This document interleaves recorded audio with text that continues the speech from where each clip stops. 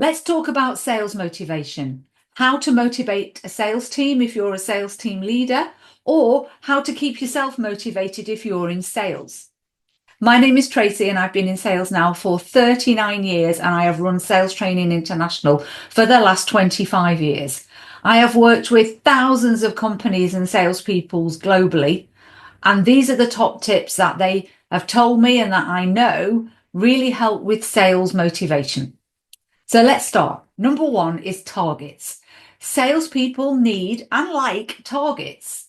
They like to know what's expected of them. Now, targets can be a monetary target, it can be a volume target, it can be a mix, it doesn't really matter. But what targets have to be is they have to be clear, they have to be achievable, and they have to understand the why. So, why are you giving this target? How does them achieving it fit into the larger picture? The next thing is commission, incentives, salary, whatever you want to call it. Most salespeople will want some type of basic salary, but also the opportunity to earn good commissions. One of the biggest problems I see when I go into organizations is sometimes organizations pay their salespeople a really high basic, not much opportunity in terms of earning commission or very capped commission. And this doesn't foster any type of motivation. If you know what you're going to get, irrespective of how hard you work, most salespeople I speak to say that they want a good basic, a livable basic, but they want it reasonably low because they want to earn uncapped commission. Another important thing in terms of motivation is to celebrate the successes. And I'm not just talking about at the end of the year where you do your performance review and you get a bonus. I'm talking about the small wins across the year. So if you've done well, or if you see your team do something well, say, well done, good job. If you have a budget to be able to offer small remunerations, and it doesn't have to be cash. It could be a voucher for somewhere, or just calling out in terms of the whole team to say, this person did well this month, well done. I think that makes a massive difference. I think we don't celebrate the small wins enough with our salespeople. And I know salespeople tell me it means the world to them. Just really for someone to say, well done, good job. Another important motivation tool, but also a retention tool, is training and coaching.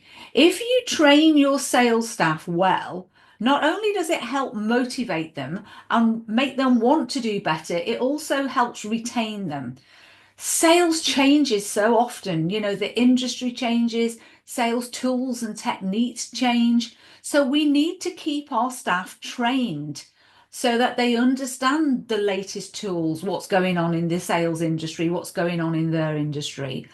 And linking onto the back of training is coaching. So many sales staff don't get regular coaching, and it is really important to them. Most of the sales teams that I coach on a one-to-one basis, they love it. They really like having that feedback, that structure, and somebody helping them to continuously improve. Now, doesn't have to be an external company to do that. Really, it's the job of the sales team leader to be coaching their team on a regular basis. Another important thing is tools.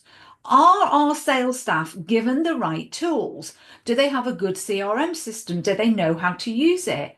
Do they have access to AI tools? Do they know how to use them? Tools are really important to help a salesperson do their job better, quicker, more efficiently. So make sure that we're actually supplying our sales team, not just with training and coaching, but with also the right tools. I think autonomy is a really important thing for salespeople too. They don't like to be micromanaged. Salespeople like to be trusted to go and deliver this target they've been given. They also like their voice heard as well. So I think it's important to give salespeople autonomy and not micromanage them. Manage them, lead them well, but don't micromanage them. I also think as well, teamwork. Sales can be a really lonely job. especially now when a lot of salespeople work from home, they work on a remote basis. A lot of meetings are on Zoom now and Teams. It can be quite a lonely job. So fostering some team spirit and teamwork and team events, I think is really important. And I think the last one that we forget sometimes is have some fun, on perhaps as a team or individually, it's good to make work fun. It's good to make sales fun. So, as a sales team leader, make sure your team is a team and make sure they're having some fun on a regular basis.